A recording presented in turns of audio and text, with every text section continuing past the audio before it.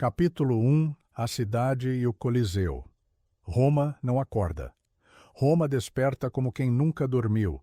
A cidade pulsa desde antes do primeiro raio de sol tocar os telhados de barro e mármore. Ela respira como um animal antigo, feito de pedra e memória, de ambição e ruína. Suas ruas estreitas, pavimentadas com o suor dos vencidos, serpenteiam entre construções que parecem desafiar o tempo, como se o próprio passado tivesse decidido morar ali. O cheiro da cidade é uma mistura densa de vinho barato, ferrugem, fumaça e incenso queimado, um perfume que não se esquece mesmo quando se tenta. Roma não é apenas cenário, é personagem, é presença, é testemunha silenciosa de tudo o que foi e tudo o que ainda será. A cidade não se move com pressa, mas com propósito. Cada passo, cada voz, cada gesto parece carregar séculos de história. Os vendedores gritam com a urgência de quem sabe que o pão de hoje pode ser o último. As crianças correm entre colunas quebradas, brincando com a inocência que o império ainda não conseguiu roubar.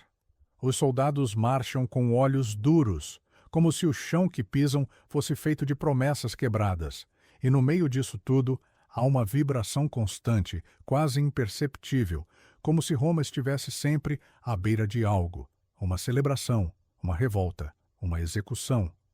A cidade não oferece descanso, ela exige atenção. No coração desse organismo colossal ergue-se o Coliseu, não como uma construção, mas como uma entidade. Ele não apenas domina o espaço físico, ele domina o imaginário. É impossível ignorá-lo. Mesmo quando não se olha diretamente, ele está lá, como uma sombra que se projeta sobre tudo. O Coliseu é o ventre da cidade, o lugar onde Roma revela sua verdadeira face. Ali, a civilização se despe de suas vestes filosóficas e jurídicas e se entrega ao instinto. O Coliseu não é apenas uma arena, é um altar, um templo onde o sacrifício é público e a fé é substituída pela fome de sangue. É onde o império se alimenta da dor dos seus próprios filhos.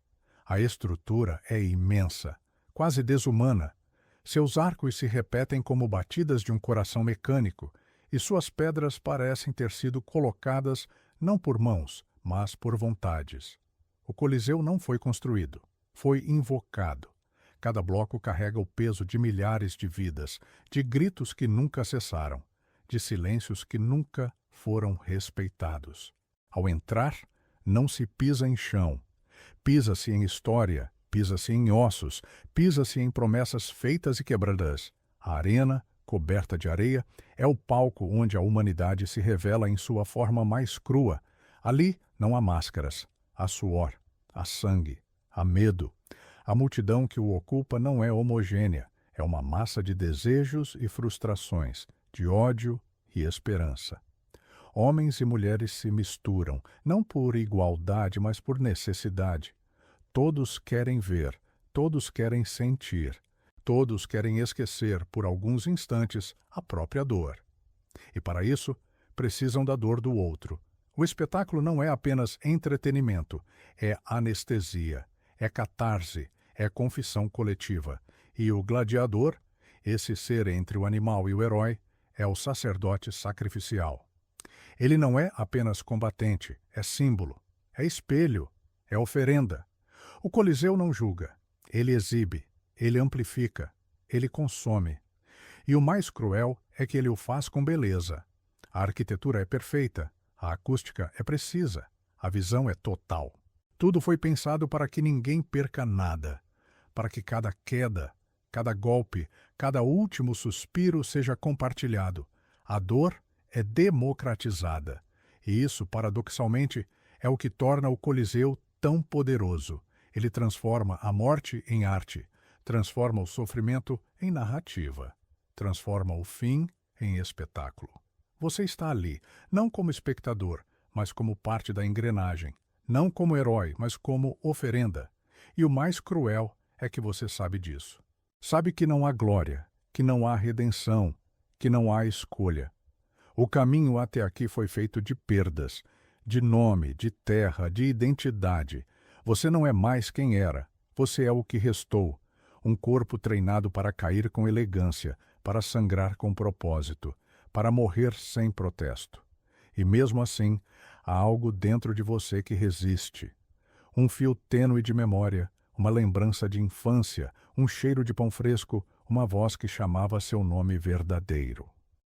Esse fio não é suficiente para salvá-lo, mas é o que impede que você se torne apenas mais um rosto esquecido entre os escombros da história. Enquanto a cidade desperta, você permanece imóvel. O dia será longo, o dia será cruel. E ainda assim você respira. Respira como quem sabe que cada inspiração pode ser a última, mas também como quem se recusa a entregar o que ainda pulsa. Porque mesmo que tudo ao redor diga que você não vai sobreviver, há algo em você que insiste em lembrar, que insiste em sentir, que insiste em existir. E é nesse instante, nesse breve instante antes do combate, que a história começa. Não a história do Império, não a história da guerra, mas a sua. A história de um homem que, por um dia, enfrentou o Coliseu e enfrentou a si mesmo. Capítulo 2. O homem e a condição. Antes de ser gladiador, você foi alguém. Um nome sussurrado por uma mãe ao pé da cama, uma voz que ria entre amigos, um corpo que corria livre por campos que já não existem. Mas Roma não se importa com quem você foi. Roma transforma homens em funções, e a função que lhe coube é a de lutar, não por honra, não por escolha, mas porque alguém decidiu que seu corpo serviria melhor como espetáculo do que como cidadão. A escravidão não começa com correntes. Começa com o esquecimento de quem você era, o esquecimento de que você ainda é. A cela onde você acorda é mais do que pedra, é um espaço onde o tempo se dobra, onde os dias não têm nome, onde o silêncio pesa mais do que qualquer armadura. O ar é úmido, carregado de respirações contidas, de pensamentos que não ousam se transformar em palavras.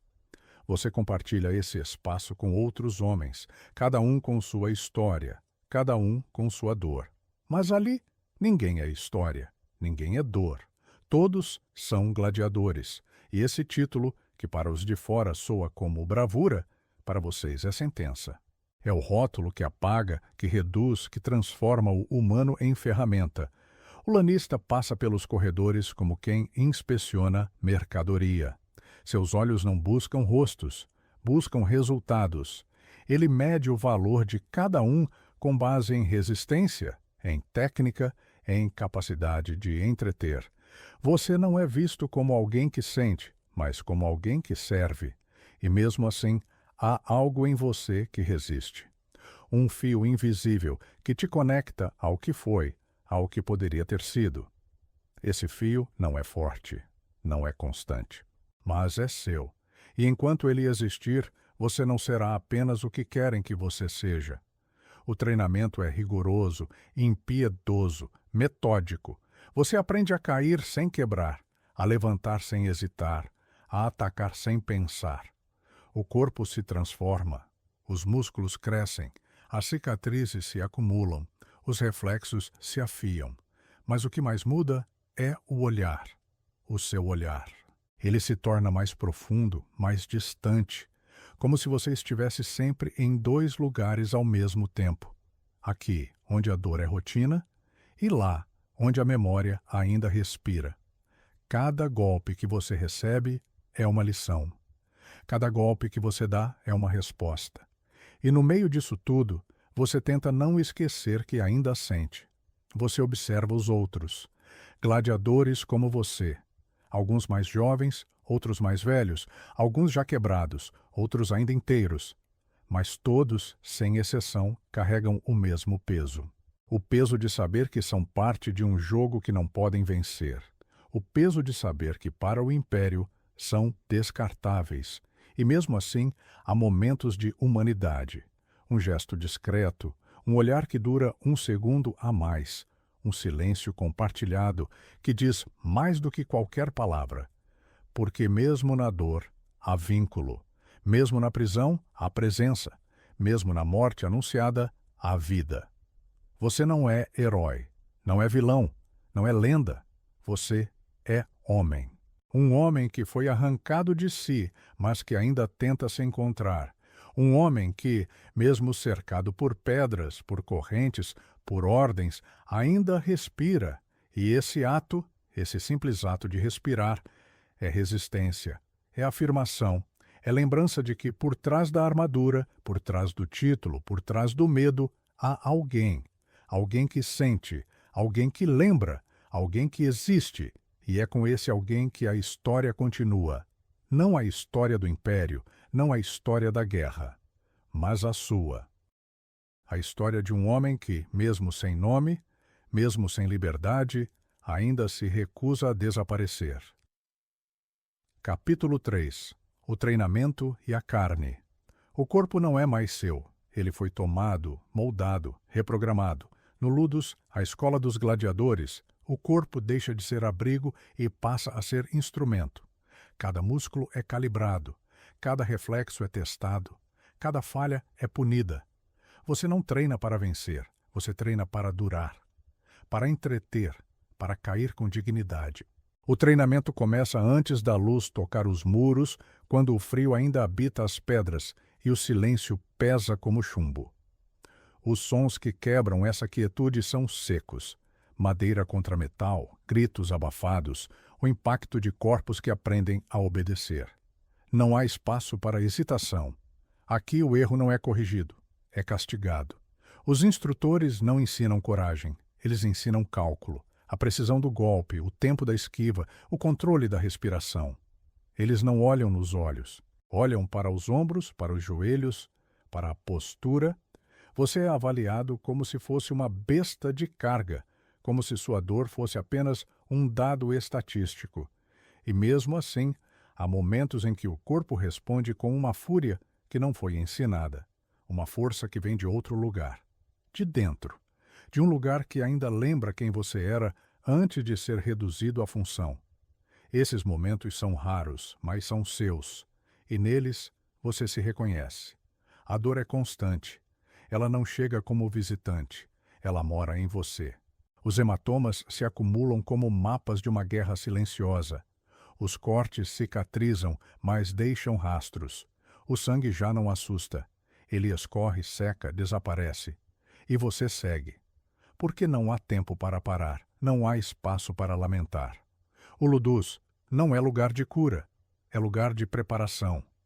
E a preparação é para o espetáculo, para o sacrifício, para a exibição pública daquilo que o Império considera valor: resistência, obediência, brutalidade. Você observa os outros, gladiadores como você. Alguns treinam com raiva, como se quisessem destruir o que os destrói. Outros treinam com resignação, como se já tivessem aceitado o fim. Há olhares que evitam o seu e há olhares que o procuram. Em alguns, você vê medo. Em outros, vê vazio.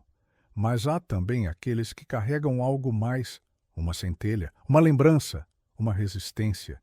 E nesses olhos você encontra companhia, não amizade, não aliança, mas reconhecimento. O reconhecimento de que, mesmo ali, mesmo naquele lugar onde tudo é dor, ainda há quem sinta. O corpo muda. Os músculos crescem, os reflexos se afiam, a postura se torna firme. Mas o que mais muda é o que não se vê. O que está por dentro, o que resiste, o que se recusa a ser apagado.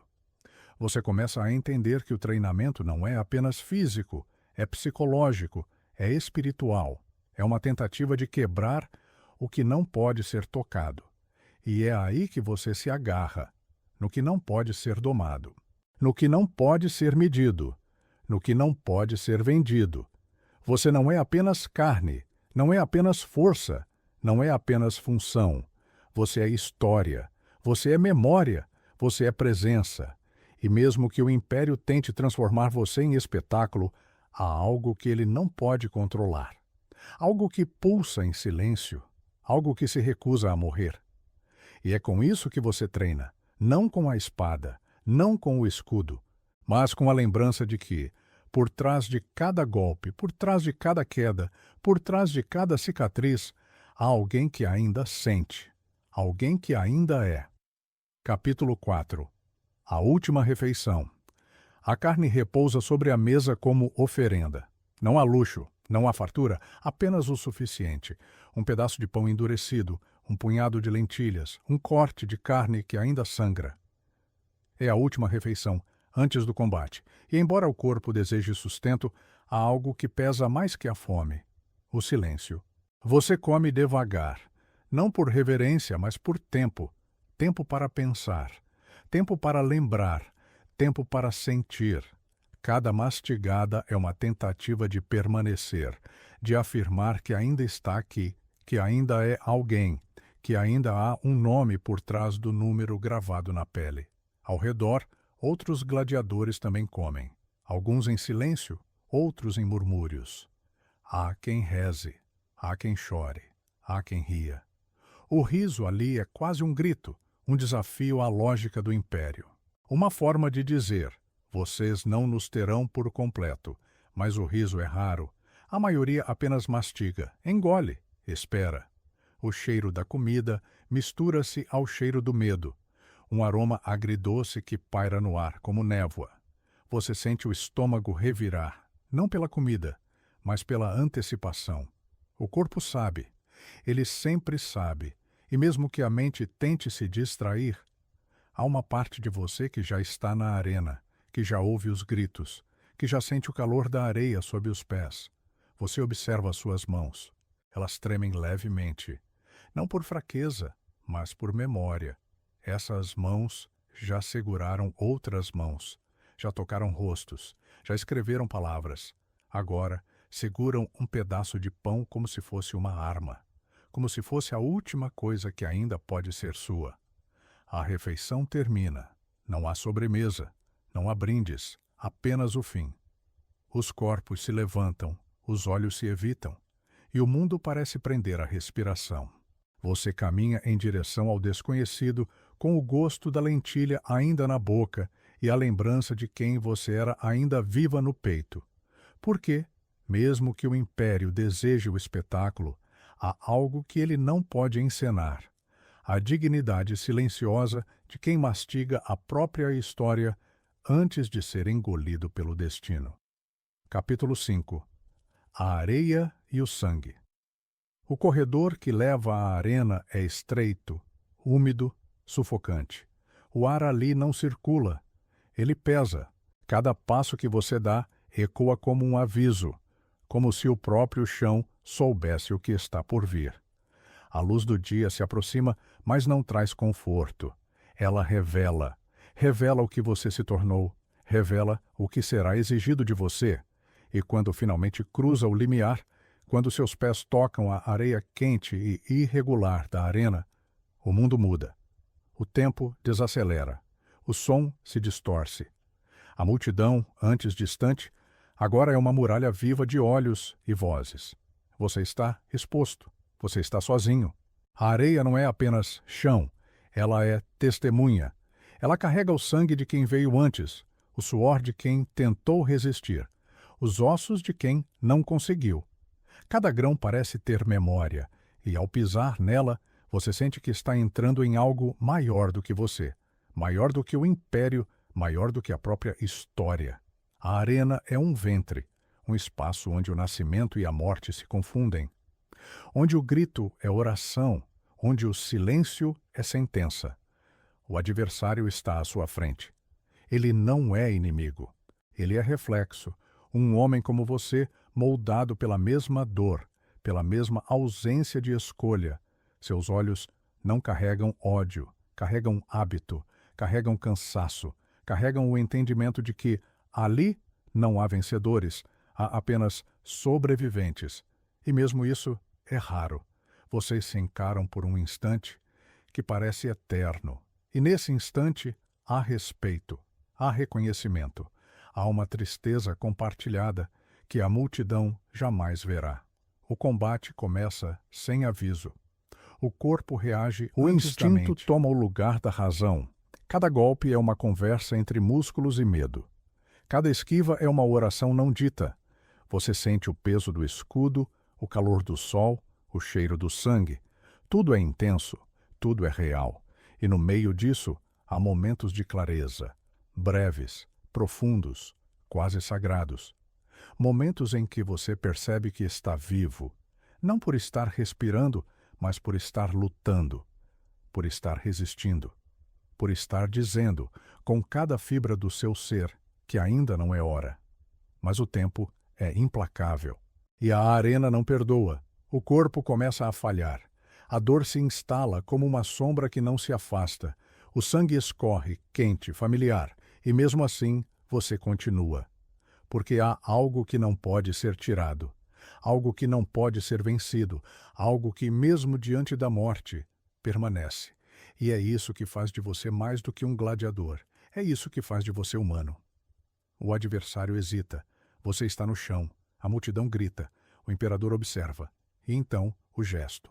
O polegar, para cima. Você vive. Por hoje. Mas não há alívio. Há apenas adiamento. A arena não oferece misericórdia. Ela oferece continuidade. E você, ferido, exausto, arrastado de volta ao corredor escuro, sabe que o espetáculo não terminou. Ele nunca termina. Ele apenas recomeça. Capítulo 6. O pós-vida. O corredor de volta é o mesmo, estreito, úmido, sufocante. Mas agora ele carrega outra coisa, o peso da sobrevivência. O silêncio que o envolve não é paz, é julgamento. É o eco do que não foi dito. Você caminha ou é arrastado, com o corpo quebrado e a alma em suspensão. A arena ficou para trás, mas não saiu de você. Ela está nos seus músculos, na sua pele, nos seus olhos. Ela está no modo como você respira, no modo como você não consegue dormir. Os outros gladiadores te olham com uma mistura de respeito e pena. Eles sabem que viver não é vitória, é condenação.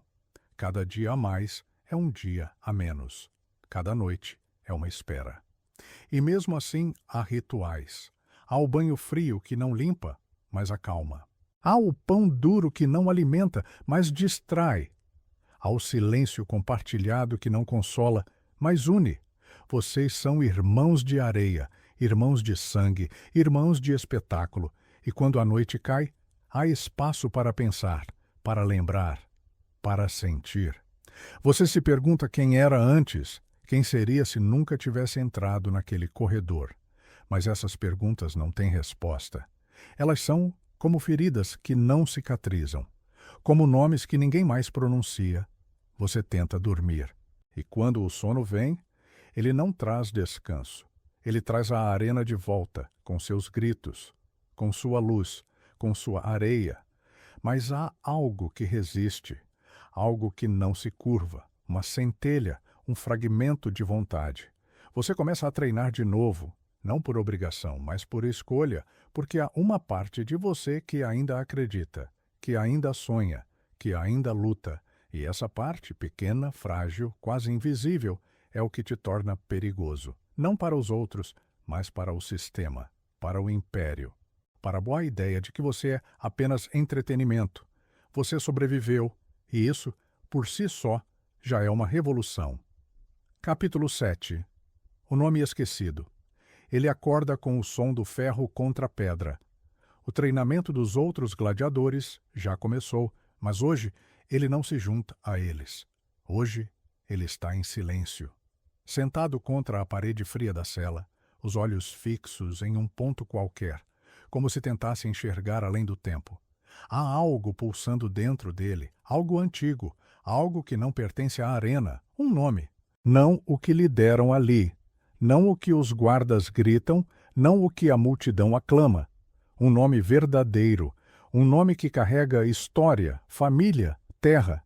Ele não consegue lembrar completamente, mas sente o peso dele, como uma melodia esquecida que ainda vibra no peito. E com esse nome vêm imagens. Mãos calejadas, uma casa simples, risos ao entardecer, fragmentos, ecos, fantasmas. Ele se levanta, não por obrigação, mas por necessidade. Cada passo é uma tentativa de reconexão. Ele toca a parede como se ela pudesse responder, como se pudesse devolver o que foi tirado.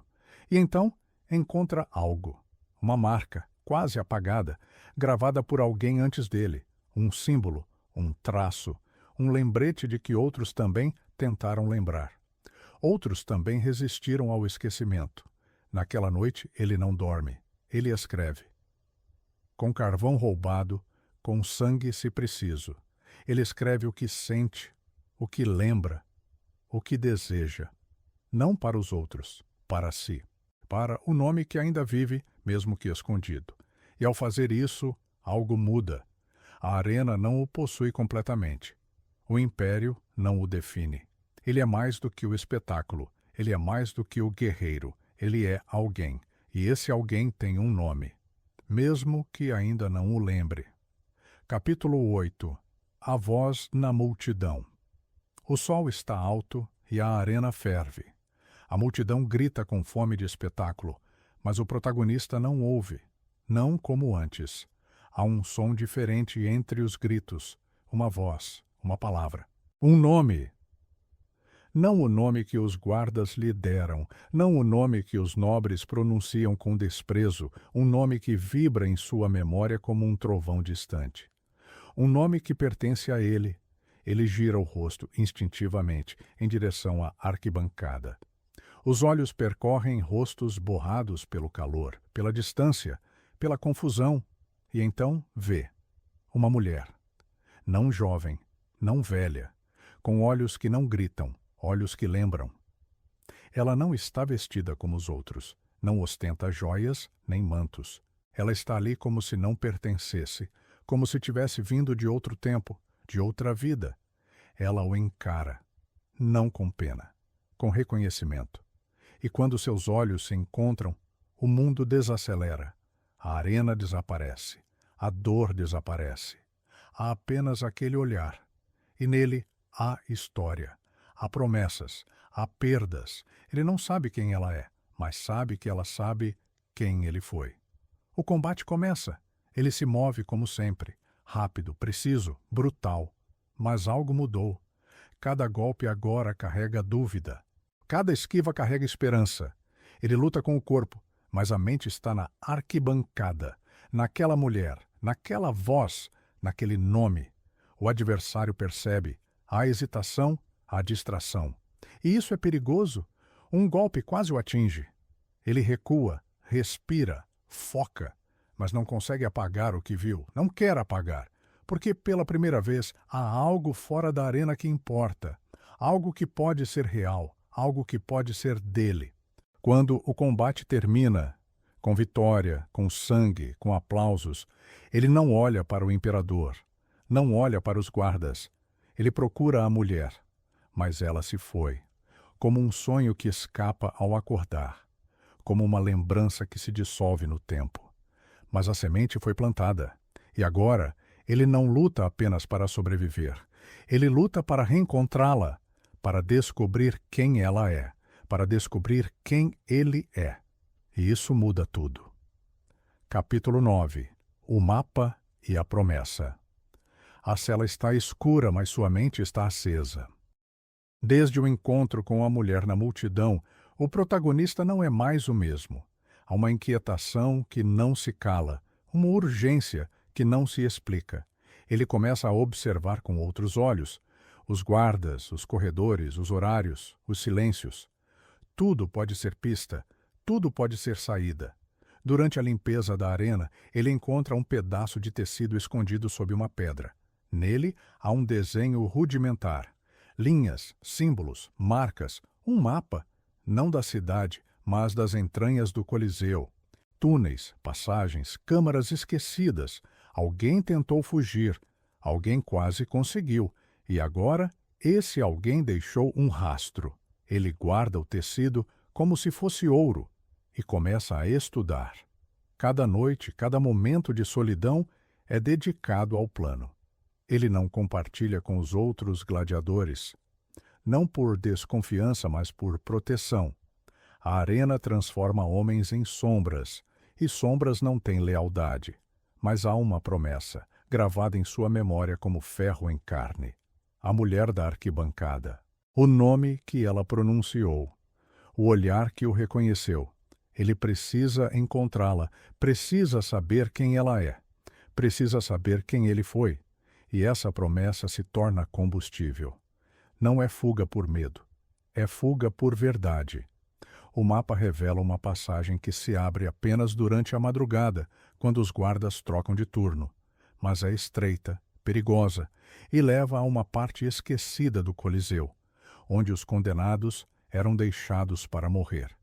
Ele sabe que não há garantias, mas também sabe que a arena não lhe dará outra chance. Na noite marcada, ele se prepara, não com armas, mas com silêncio, com memória, com fé. E quando todos dormem, ele se move.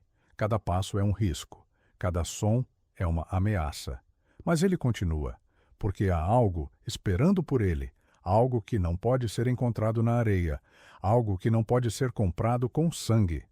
Capítulo 10. A última luta.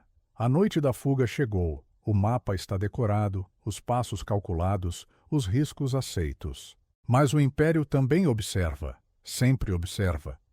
E quando o protagonista se aproxima da passagem secreta, ela está bloqueada. Guardas, lanças, olhos frios. Alguém descobriu, alguém traiu. A arena não permite deserções, ela exige espetáculo. Ele é levado de volta, mas não a cela, a arena, a areia, a luz. O imperador está presente, cercado por nobres e soldados. Há algo diferente no ar. Não é apenas um combate, é um julgamento, uma execução disfarçada de entretenimento. E o adversário que surge não é um gladiador comum. É o campeão, o invencível, o monstro que o Império criou para manter o medo vivo. O público ruge, mas o protagonista está em silêncio. Ele não teme, não mais. Porque agora ele luta por algo maior. Por um nome, por uma memória. Por uma mulher na multidão.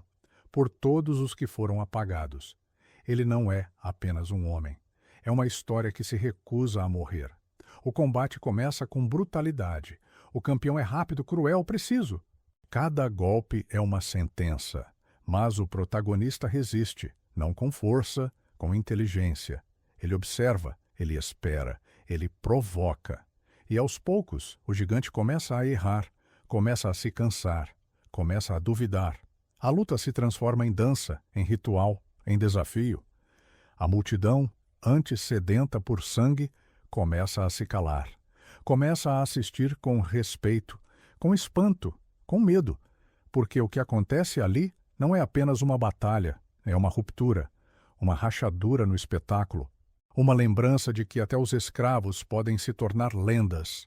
No momento final, o protagonista desarma o campeão. Está com a lâmina em mãos. O imperador se levanta. O polegar está suspenso. E o silêncio é absoluto. Mas ele não mata. Ele joga a arma na areia. Ele vira as costas. Ele escolhe. E essa escolha é mais poderosa do que qualquer golpe. A arena explode. Em gritos, em caos, em revolta, mas também em esperança. Porque naquele gesto há algo que o Império não pode controlar. Há liberdade. Há humanidade. Há fogo. Capítulo 11. Cinzas e liberdade. A arena está em silêncio. O gesto do protagonista, o abandono da lâmina, o desafio ao imperador, reverbera como um trovão contido. Os guardas hesitam. O público murmura. O Império por um instante parece vulnerável, mas a punição vem rápido. Ele é levado não à cela, mas às profundezas do Coliseu, onde não há luz, onde não há vozes, onde os esquecidos apodrecem. Dias passam, ou seriam semanas. O tempo ali não existe, apenas dor. Apenas fome, apenas lembranças, mas ele não quebra, porque agora ele tem algo que o Império não pode apagar. Escolha. Ele escolheu não matar, escolheu não obedecer, escolheu ser livre, mesmo que em cativeiro. E então, algo inesperado, um som, passos, vozes, rebuliço. A arena está em chamas, literalmente. Um levante. Gladiadores se rebelaram, guardas foram mortos, portões foram abertos, e entre os que lideram o caos está ela, a mulher da arquibancada.